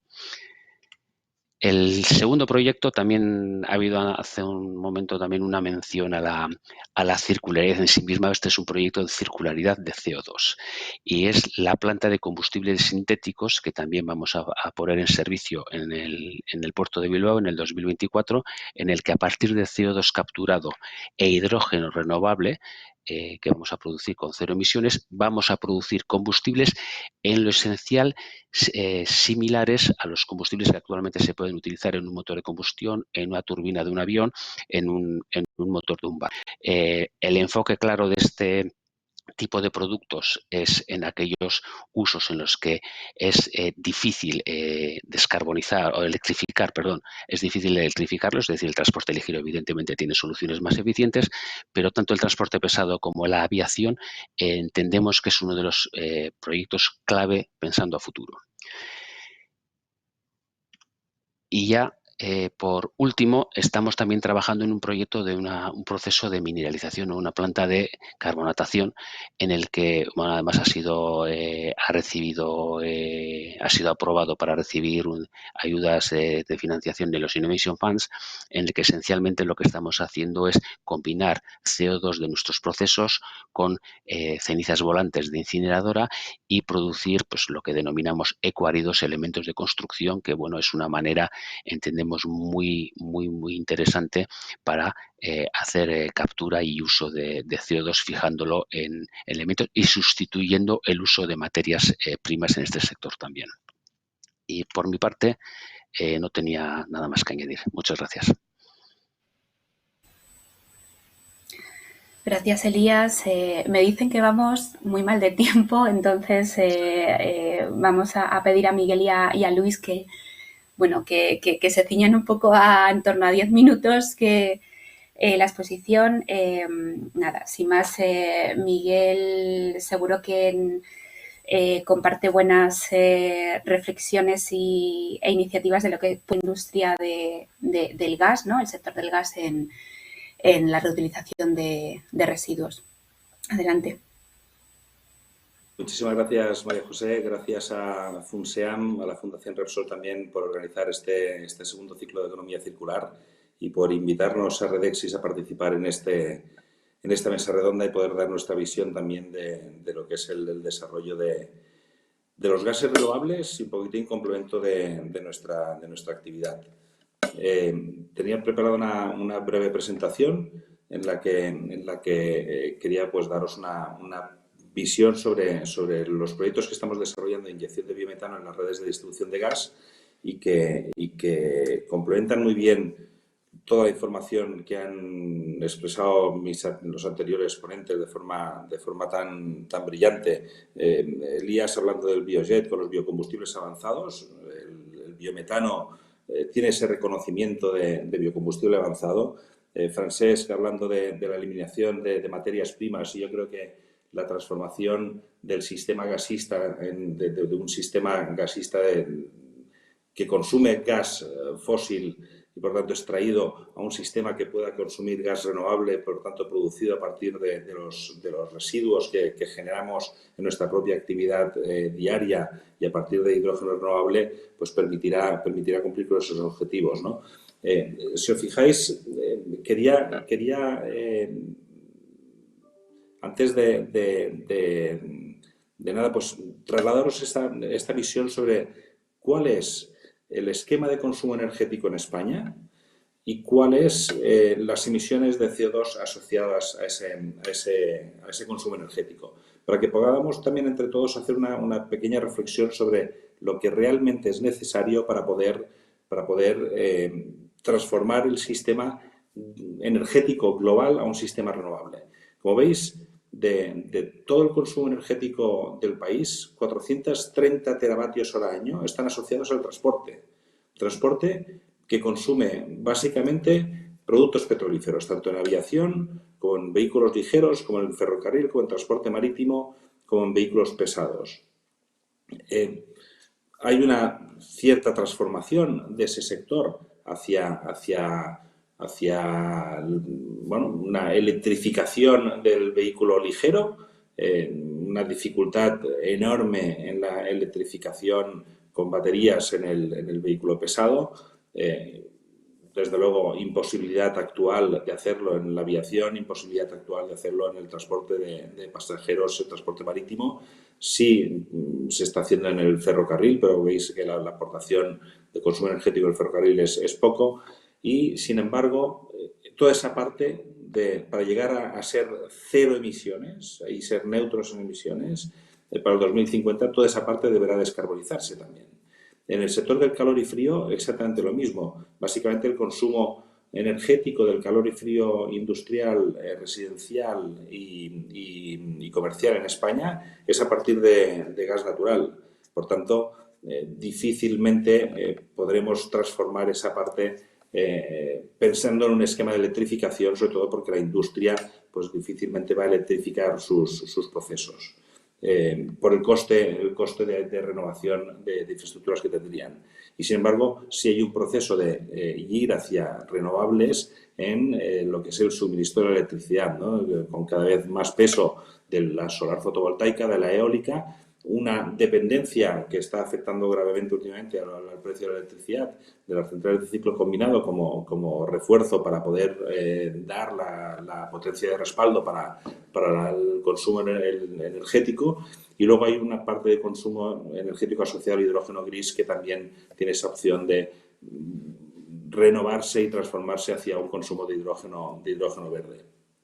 Digo todo esto porque el consumo de gas en España, sobre todo el residencial terciario industrial son del orden de unos 370 teravatios hora año, que hay parte que es la barra que veis ahí de los 287 y parte de la generación de electricidad y del consumo de hidrógeno gris, de consumo de gas natural para la producción de hidrógeno gris. Si pasamos la slide, veremos que todo este sistema gasista, que actualmente es 100% gas natural de origen fósil, puede avanzar hacia una descarbonización pasando a 100% gas renovable utilizando el biometano, producido a partir del aprovechamiento energético de las fracciones orgánicas de residuos sólidos urbanos, por ejemplo, la digestión anaeróbica del FORSU, la digestión anaeróbica de residuos agroganaderos y residuos alimentarios que pueden ser tratados y son tratados en plantas de digestión anaerobia para producir un digestato que sea valorizable como fertilizante y producir biogás que enriquecido a biometano puede ser inyectado en la red de gas natural y sustituir al 100% ese gas fósil por gas renovable inyectado. Cada metro cúbico de gas renovable que se inyecta en la red de gas, en el sistema gasista español, es un metro cúbico de gas fósil que deja de importarse y, por tanto, es un metro cúbico de emisiones asociadas de CO2 que dejan de producirse. Y su uso, el uso del biometano y el uso del hidrógeno renovable inyectado en las redes de gas permitiría descarbonizar usos térmicos y de movilidad en todos los segmentos, tanto el segmento industrial como el segmento residencial. Puede ser ese biometano utilizado como biocombustible avanzado para la producción de esos, y sobre todo para el cumplimiento de los objetivos que marca la Directiva Europea de Renovables, que en estos momentos pues, está en proceso de transposición en España. El biometano permite utilizar las infraestructuras existentes sin necesidad de ninguna modificación. Y los principales consumidores industriales pues ya lo están demandando, aun cuando en España todavía no existe un sistema público de garantías de origen, ya están demandando el poder consumir ese gas renovable para evitar las emisiones de CO2 asociadas al consumo de gas fósil.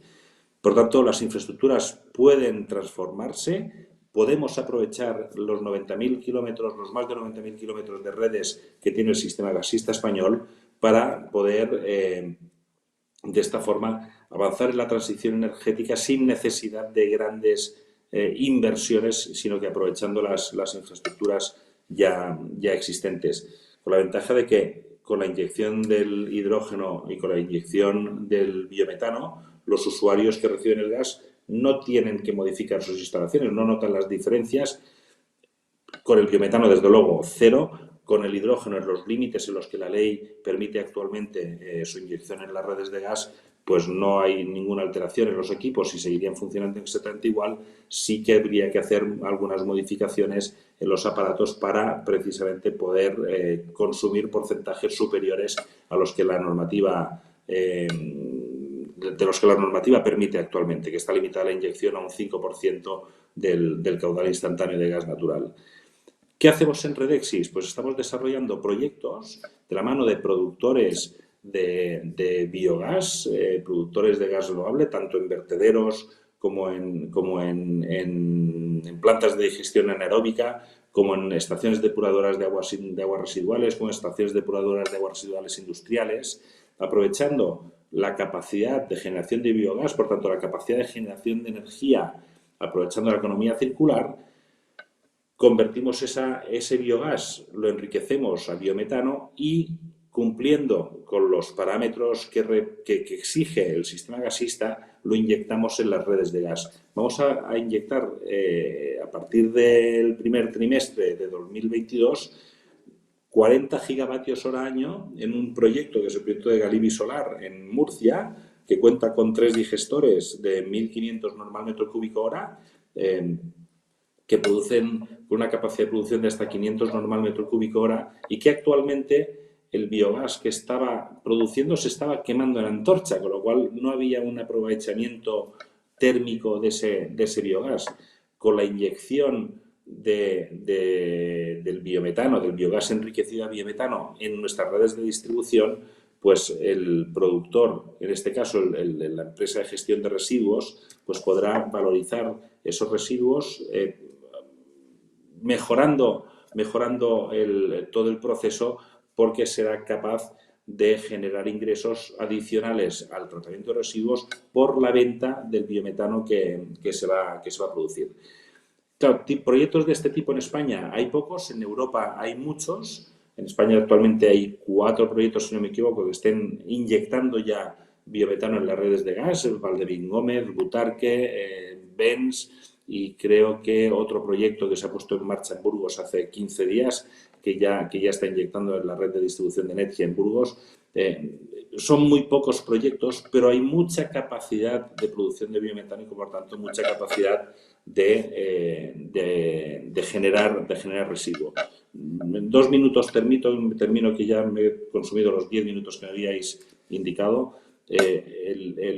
Simplemente dar una pincelada más del proyecto. Es un trazado en una zona rural que nos permite conectar la planta de producción de biogás con la red de distribución, en este caso de Lorca. Es un ramal de 4.700 metros, de 4,7 kilómetros, que permitirá evacuar en continuo toda la producción, el 100% de la producción de biogás.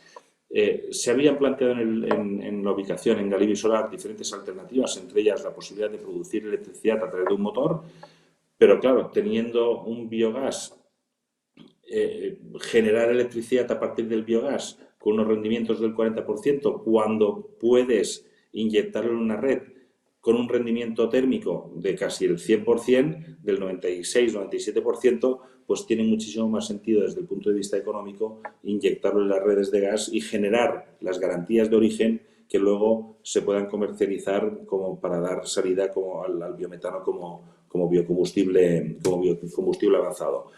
Todo este proyecto lo hemos desarrollado en un entorno en el que no había una reglamentación clara ni un proceso claro de hacia dónde tiene que ir el biogás, hacia dónde tiene que ir el biometano, hacia dónde tienen que ir los gases renovables.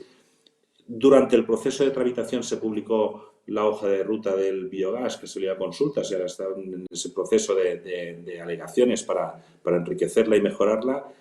No existía un sistema de certificados de garantía de origen, que ahora, con la transposición de la Directiva Europea y con la consulta pública que ha sacado el Ministerio para la transposición de la Directiva Europea de Renovables, de la Red 2, pues ya contempla ese mecanismo de garantías de origen, que esperemos que esté en funcionamiento y en vigor para el primer semestre del año próximo. Necesitará también que esa transposición asegure y dinamice el mercado, que permita el reconocimiento del biometano como biocombustible avanzado, lo que comentaba Elías antes, y su blending virtual con otros combustibles, para poder así descarbonizar pues, sectores como la aviación y como el transporte marítimo. Asegurar también el reconocimiento de la huella de carbono para empresas nacionales que compren certificados de garantía de origen renovable, que hasta ahora no podían hacerlo. El biometano que se inyectará en Galibi, pues probablemente las garantías de origen se beneficie de ellas alguna empresa alemana, noruega, holandesa, danesa o austríaca, que sean las que van a comprar esas garantías de origen, con lo cual los beneficios de la descarbonización de una energía producida y generada en España los va a tener una empresa extranjera, no se van a quedar esas garantías en España. Esperemos que con la transposición de la Directiva Europea y con la generación del mecanismo de garantías de origen, pues todo esto se pueda producir, y en línea con el ejemplo que ha dado el IDAE el año pasado. Disculpad que la presentación sea la idea, es cuestión del corrector. El IDAE, pues que facilitó el desarrollo de las energías renovables térmicas con líneas de subvenciones al CAPEX, que ha permitido pues que muchos proyectos, y ahora van a ver la luz porque se han presentado las resoluciones de las convocatorias esta semana pasada, muchos proyectos van a ver la luz, van a tener la oportunidad de desarrollarse y van a generar un volumen suficiente de biometano como para poder empezar a generar un mercado ya en España. Yo quería únicamente contaros eso, no voy a ocupar más tiempo, ya creo que ya me he pasado 4 minutos de los 10 que me había concedido María José. Entonces, muchísimas gracias a todos por vuestra atención. Gracias, Miguel. Y nada, nos quedan escasos 10 minutos, 8 o 10 minutos para que Luis nos cuente qué se puede hacer en la gestión y la reutilización de residuos procedentes de aparatos eléctricos y electrónicos que, bueno, pues que todos usamos y todos tenemos en el día a día, ¿no? Y es una realidad que, bueno, que estamos todos muy familiarizados con ella. Así que adelante, Luis. Muy bien, María José, muchísimas gracias y me sumo a los agradecimientos a Funsean y Fundación Repsol por la organización de este segundo ciclo sobre economía circular. Yo vine a hablar de aparatos eléctricos y electrónicos y de sus residuos. ¿Y por qué creo que son importantes estos aparatos electrónicos dentro de la economía circular? Pues porque cada vez realmente vivimos más rodeados de tecnología, cada vez conceptos como el teletrabajo, la telemedicina, la teleformación, el 5G, los vehículos conectados, el Internet de las cosas, todo esto está ligado a tecnología. Y no solo la tecnología que vemos, la que nos rodea a nuestro alrededor, el móvil, el ordenador, esta sesión de hoy que la estamos viendo a través de videoconferencia. No solo eso, es también todo lo que no se ve, es toda la tecnología que posibilita que esto ocurra. Y cada vez vivimos más rodeados de este tipo de aparatos y eso también hace que se generen cada vez más residuos de aparatos eléctricos y electrónicos. De acuerdo, si me pasan a la siguiente diapositiva, de acuerdo a los datos que publica la tercera edición del informe Global E-Waste Monitor que publica Naciones Unidas, en 2019 se produjeron casi 54 millones de toneladas de aparatos, de residuos de aparatos eléctricos y electrónicos. Yo cuando hablo de estas dimensiones a veces no soy capaz de visualizar cuánto es, ¿no? Si estos residuos los pusiéramos sobre camiones, tráiler y miráramos a ver qué fila hacemos de camiones, pues haríamos una fila que da la vuelta al mundo por el Ecuador 2 veces y media. Y de todos estos residuos solo se han reciclado en el mundo el 17,4%. Esta cantidad de residuo equivale a 7 kilos por cada habitante que hay en el mundo. Pero si lo traemos a España, que es nuestro entorno, en España la producción de residuos de aparatos eléctricos y electrónicos alcanza los 14 kilos por habitante. A través de la Fundación Ecolec conseguimos recuperar prácticamente 9 kilos por habitante, 8,8, con lo cual en España podríamos decir que estamos recuperando el 62% de todos estos residuos de aparatos eléctricos y electrónicos que se producen. La evolución de los últimos 5 años de la cantidad de residuos de aparatos electrónicos ha sido de un 21% de crecimiento en la cantidad de residuos, lo que hace que se estime que para el año 2030 la cantidad de residuos que se produzca llegue a los 74 millones de toneladas. Y lejos de ser un problema, yo creo que hablando hoy de economía circular y viendo todos los ejemplos que hemos visto, pues es una oportunidad. Es una oportunidad de que cuando estos aparatos electrónicos lleguen al final de su vida útil, podamos recuperar todos los materiales que están contenidos en ellos, ¿no? Recogerlos y tratarlos adecuadamente para, una vez recuperados esos materiales, utilizarlos para fabricar la tecnología del futuro. Celsa nos ha puesto uno de los ejemplos de recuperación de esos materiales, recuperan aceros, metales férricos para fabricar nuevos bienes de consumo. Probablemente los gestores de residuos con los que trabajamos nosotros sean los proveedores de Celsa de esas chatarras que trata Celsa para generar el nuevo material. Pero no recuperamos solo acero, recuperamos otros materiales también. Recuperar y valorizar los materiales que podemos emplear nuevamente en la industria también ayuda a reducir el coste energético, el consumo de agua y la reducción de emisiones necesaria que se ejecuta cuando extraemos materias primas de la naturaleza y las transformamos en materiales que podamos emplear en la fabricación. De todos estos residuos, de los residuos de aparatos eléctricos y electrónicos, estamos recuperando más de un 90% de todos los materiales que están contenidos en ellos. Los materiales más comunes, como se ha mencionado ya, el acero, el aluminio, el cobre o el vidrio, ¿no? Son materiales que se recuperan prácticamente al 100%, es decir, con unos índices de reciclabilidad muy altos y con un índice de reutilización como nuevo material también muy alto. Los plásticos que también recuperamos tienen un porcentaje de reciclabilidad un poco menor diversos problemas, pero lo que sí que es cierto es que entre las circunstancias que ha habido el cambio de las exportaciones a los países del sudeste asiático o el cierre de las fronteras en el sudeste asiático a los plásticos, ha hecho que se empiece a desarrollar en Europa ya una tecnología para el reciclaje, la clasificación de los plásticos y el reciclaje, y tratar de evitar que estos plásticos vayan a la incineración, o vayan a la valorización energética o vayan a vertedero. Y ya se están empezando a aprovechar estos plásticos para mezclar con granzas vírgenes, de forma que se utilice el plástico reciclado para fabricar también nuevos aparatos. Pero los aparatos eléctricos y electrónicos también contienen determinados materiales valiosos como oro, plata, níquel, platino, ¿no?, que en este momento se están reciclando en porcentajes inferiores al 50%. Es decir, tenemos una oportunidad importante de mejora en la recuperación de este tipo de materiales. Y incluso más importante, yo creo, es la recuperación de lo que la Unión Europea ha venido a bautizar como las materias críticas, que son aquellas materias primas que no se encuentran en la naturaleza en Europa, pero que son necesarias para la fabricación de los aparatos tecnológicos. Y me refiero, pues, al cobalto, al litio, al tántalo, todos estos metales, ¿no?, que provienen de, pues, países de África, países del sudeste asiático o de Sudamérica, y que, bueno, pues, que no existen en Europa. Y que, por tanto, recuperarlos de los aparatos eléctricos y electrónicos que ya se han fabricado es necesario para disponer de una materia prima de la que no disponemos en Europa. Hoy, la recuperación de este tipo de materias críticas está por debajo todavía del 1%, y es una de las oportunidades que tenemos de mejora en nuestra gestión. Si me pasan la siguiente diapositiva, la normativa actual sobre residuos de aparatos eléctricos y electrónicos ya establece cuáles son los objetivos mínimos de valorización para cada una de las fracciones de recogida, y, como ya he comentado, pues se están recuperando. De todo lo que recogemos estamos recuperando cantidades o estamos valorizando cantidades superiores a estas que están fijadas como mínimo en la normativa. Y pasamos también de diapositiva por ir avanzando rápido.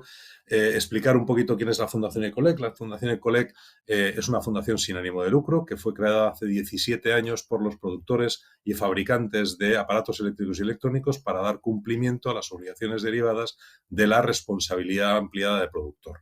Estamos constituidos como un sistema colectivo, tenemos una cuota de mercado superior al 30%, y lo que hacemos es ser la correa de transmisión entre fabricantes, los distribuidores, los vendedores, los establecimientos comerciales, los consumidores, los gestores de residuos y las administraciones. Nos relacionamos de una forma más o menos equivalente o equilibrada con todos ellos. Y nuestro papel al final es organizar un sistema de recogida de residuos de aparatos eléctricos y electrónicos desde los establecimientos comerciales, desde los puntos limpios municipales, desde las instalaciones de los fabricantes, desde las instalaciones de la industria o de los servicios. Hacemos una clasificación de todos estos residuos y la entregamos a los gestores de residuos para que se haga ese proceso de recuperación de los recursos valorizables económicamente, que además pueden ser reintroducidos en el proceso productivo para hacer nuevos bienes de consumo. La Fundación Ecolec en el año 2020 ha superado por cuarto año consecutivo a los 100 millones de kilos de RAE recogidos y gestionados correctamente, siendo el único sistema colectivo en España que ha conseguido este hito. Y desde el año 2014 hasta hoy hemos gestionado más de 800 millones de kilos de residuos de aparatos eléctricos y electrónicos. ¿Y qué resultados obtenemos con todas esas recogidas? Y simplemente por poner un ejemplo, pues ahí está puesto en la diapositiva lo que hemos sacado de las 31.000 toneladas de frigoríficos que hemos gestionado el año pasado. Y ahí están, pues, las casi 12.500 toneladas de materiales férricos, 873 toneladas de aluminio, etcétera, etcétera.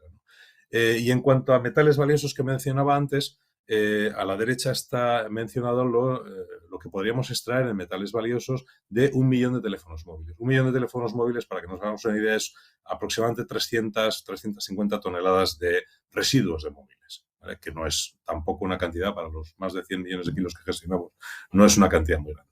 Pero bueno, ahí vemos 1 millón de móviles. Podemos recuperar 16 toneladas de cobre a un precio aproximado, valor de mercado de 8.000 euros por tonelada, 350 kilos de plata a un valor de 460, 480 euros por kilo de plata, 34 kilos de oro, que se podrían recuperar a un valor de 20.000 euros por kilo, o 15 kilos de paladio a un valor de 78 euros el gramo, es decir, 78.000 euros el kilo. De este millón de móviles, de estas 300 toneladas de móviles, podríamos recuperar solo en estos materiales valiosos, sin contar ni vidrios, ni plásticos, ni aluminios, de las carcasas, etcétera, etcétera. Solo de estos materiales valiosos podríamos recuperar más de 2 millones de euros, ¿no?, solo con el 4% del peso del móvil. Y este es, como he dicho antes, uno de los retos que tenemos en el futuro inmediato. Los objetivos de la Fundación Ecolex se alinean totalmente con la economía circular. Orientamos todas nuestras acciones hacia la cadena de valor de la gestión del RAE. Por poner algunos ejemplos, fomentamos el empleo de las mejores técnicas disponibles para la mejor valorización de los residuos de aparatos eléctricos y electrónicos y la recuperación de los recursos valorizables. Impulsamos procesos de preparación para reutilización, optimizamos nuestros procesos logísticos con trazabilidad completa y apoyamos la integración de colectivos en riesgo de exclusión, financiando con casi un 20% de todo nuestro presupuesto, ¿no?, colectivos, empresas y colectivos que trabajan para la recuperación y valorización de los aparatos eléctricos y electrónicos, ¿no?, a través de centros especiales de empleo y de centros de economía social.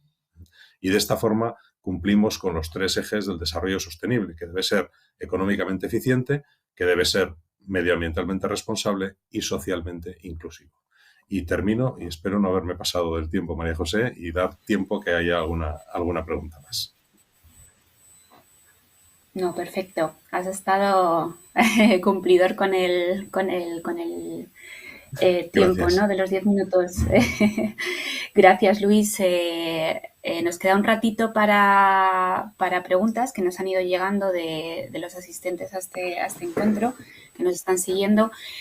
Me dicen que las que no queden contestadas, Funsean se compromete a mandárselas a los ponentes y para que las podáis resolver. Tenemos varias aquí. Nos ha llegado una referente a la normativa en este sector.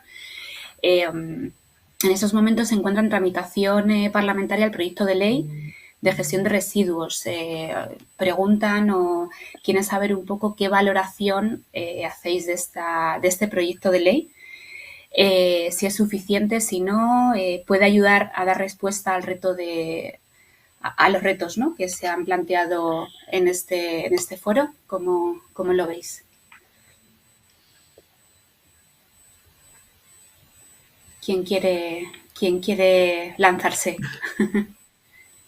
Bueno, pues me voy a lanzar yo a la piscina. A ver, la ley de residuos es una ley que va a afectar a todos los flujos de residuos. Yo conozco la parte que nos va a afectar a nosotros directamente, a los residuos de aparatos eléctricos y electrónicos, y quizá no puedo hablar de la extensión completa de la ley, ¿no? Pero sí que es cierto que la ley aborda algunos aspectos que hasta ahora pues estaban un poco cojos en la gestión de residuos en España, y que va a venir pues a ayudar a mejorar estas deficiencias que teníamos en la gestión de residuos. Por tanto, creo que en líneas generales la valoración que hacemos es buena, ¿no? Creo que la nueva ley de residuos va a ayudar a mejorar la gestión de los residuos en España. También es cierto que hay algunos aspectos que quizá no estemos totalmente de acuerdo. Hemos presentado nuestras alegaciones, hemos presentado nuestros comentarios también en el trámite parlamentario de algunos aspectos que creemos que pues exceden el espíritu de las directivas europeas y el espíritu de la eficiencia en la gestión de los residuos. Pero en líneas generales todo lo que venga a mejorar la gestión actual de los residuos será positivo. Sí, María José, si me permites, yo creo que hay una parte importante que tiene que ver no con el residuo como habitualmente lo conocemos, ¿no? El residuo, pues la chatarra o la basura o todo lo que tiramos. Y hay otra serie de componentes que deberían de tener esa misma consideración de residuo para poder ser tratados como tal. El sector de la ganadería, por ejemplo, juega un papel muy importante por cuanto tiene unas emisiones de CO2 asociadas a la gestión de los purines, ¿no?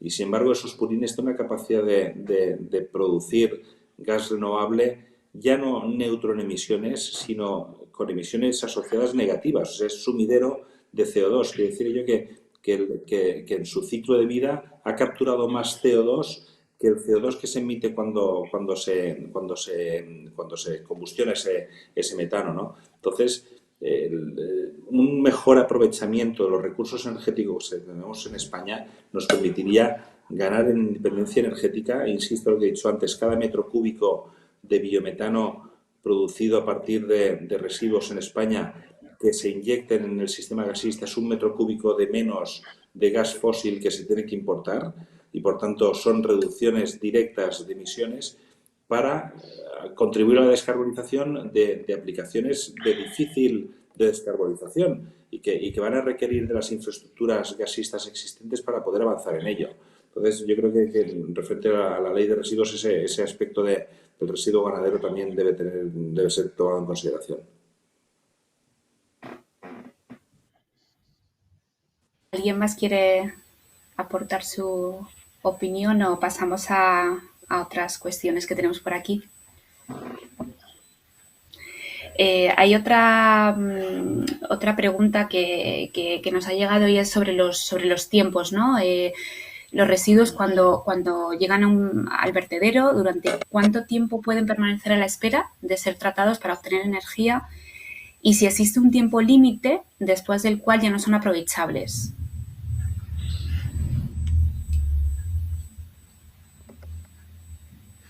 ¿Quién quiere comentar? Yo creo que aquí igual Rafael Guinea nos hubiese dado una buena respuesta a esta cuestión.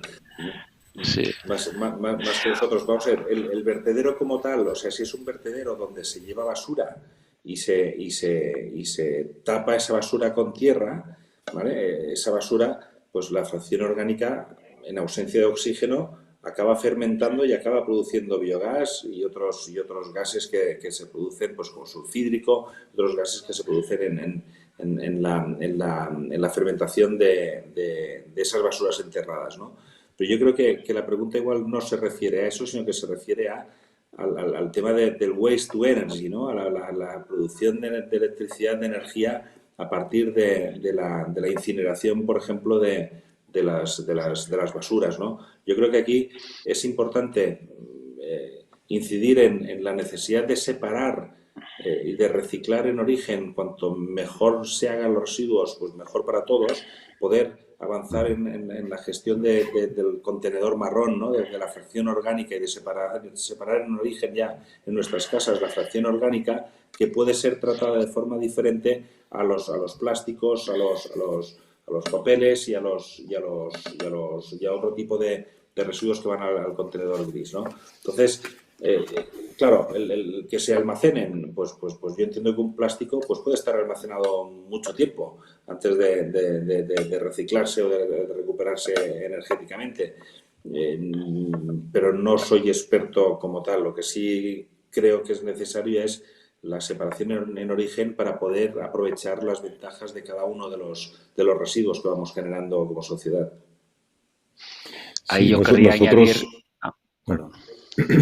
No, adelante. No, bueno, nada, unos segundos. Que solo quería añadir que ahí la clave efectivamente es la eficiencia y hilado a la pregunta, yo creo que hay que tener claro que se vea el concepto de que los vertederos no son almacenamientos, eso por un lado, ¿no? Y porque ya son, digamos, caminos de no retorno, ¿no? Y por eso es importante lo que se comentaba de que tenemos que separar previamente y gestionar de una manera diferenciada aquellos materiales que se pueden almacenar, tener un ciclo de valorización diferente, diferente incluso del propio de la incineración, respecto de otros aquellos que requieren pues un control en su digestión anaerobia, por ejemplo, ¿no? Pero siempre verlo desde el punto de vista de la eficiencia. Disculpa. Sí. No. Sí, ligado, hoy antes nos hubiera venido muy bien Rafael, yo no sé contestar a esta pregunta, pero ligado a lo que decía Miguel, nosotros también estamos integrados verticalmente aguas arriba y recogemos chatarra. Cuando recoges chatarra, por ejemplo, un coche, pues obviamente te viene mucho material férrico, pero te viene otro material que no es material férrico y le tenemos que dar valor a este material. Uno de los materiales que es un desperdicio en los diferentes puntos verdes que tenemos en toda Europa, que tenemos 45, tiene alto contenido en carbón. Y nosotros, para producir el acero que producimos y añadir energía calorífica en nuestro proceso de fusión, utilizamos carbón. Y uno de los proyectos que estamos mirando es recircular este residuo de alto contenido en carbón, alto contenido en energía calorífica, para sustituir este carbón, que al final es un recurso natural. Y aquí la clave, como decía Elías, es la eficiencia energética del reaprovechamiento de este desperdicio. Me llega otra pregunta también para ti, para Francesc, sobre la importancia de la industria logística y del transporte en el reciclado ¿cuál es la importancia de la logística, del sector de la logística y el transporte para el reciclado del acero? La importancia de la... A ver, no sé hacia dónde está enfocada la pregunta, pero nosotros somos una empresa que tanto la venta como el reciclaje es regional. O sea, no tiene sentido para nosotros, por ejemplo, traer chatarra, que es nuestra principal materia prima, de Estados Unidos, de Rusia o de otro continente, porque tanto nuestra materia prima como nuestro producto final viajan mal. Con lo cual, la logística terrestre, que es la que tenemos en España, a falta de que se desarrolle el ferroviario, pues es muy importante para nosotros, porque es de donde nos viene pues nuestra principal materia prima. Nosotros tenemos diferentes plantas en España, que tenemos concretamente 3 hornos eléctricos, y todo lo que se mueve a un radio de 500, de 100 kilómetros es chatarra que nosotros recuperamos. Con lo cual, tener una buena capilaridad logística y de transporte para nosotros es vital. Y esto va un poco en línea con lo que creo que ha comentado Elías. Está el Scope 1, está el Scope 2, pero está el Scope 3. Y el Scope 3, en este caso, que nosotros estamos empezando a medirlo, que tiene en cuenta pues las emisiones de CO2 de tus proveedores y lo que provoca tu producto final, pues aquí, teniendo en cuenta que nuestra materia prima es muy regional, pues de nuevo creemos que tenemos una ventaja.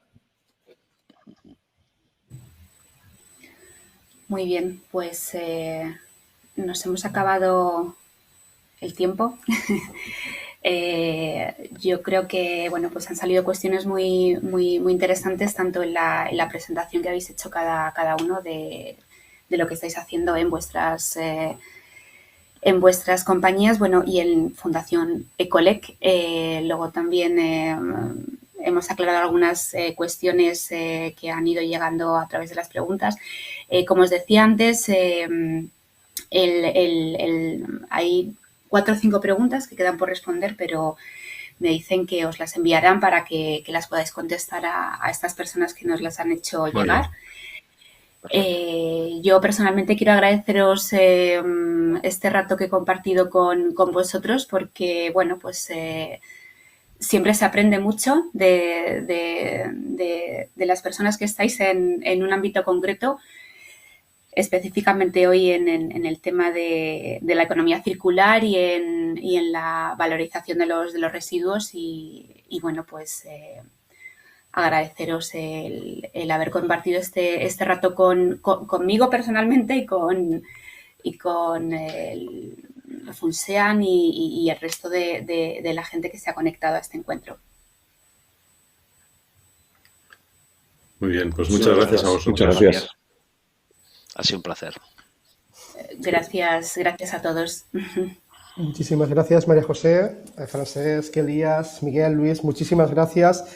Yo creo que ha sido un debate muy interesante, se han puesto encima de la mesa múltiples soluciones para la gestión de los residuos, para la valorización económica y energética. Y enlazando con lo que va a ser la próxima sesión, se ha puesto también de manifiesto la importancia y relevancia de la innovación y el desarrollo tecnológico a la hora de buscar esas soluciones. Me gustaba porque ha salido en las presentaciones esas plataformas, el concepto de plataformas de circularidad, la participación de múltiples actores en la aportación de soluciones y sin duda los centros tecnológicos serán actores clave a la hora de aportar y colaborar con las empresas en la búsqueda de estas soluciones. Precisamente de este tema hablaremos en la próxima sesión, soluciones tecnológicas al servicio de la gestión de residuos, que tendrá lugar dentro de 2 semanas, el día 14 de octubre, y donde seguro tendremos la ocasión de un debate tan rico, enriquecedor e intenso como el que hemos tenido hoy, con motivo de este seminario. Muchísimas gracias a todos por acompañarnos, agradecer a los ponentes, a la moderadora, la participación y nos vemos en un par de semanas. Gracias.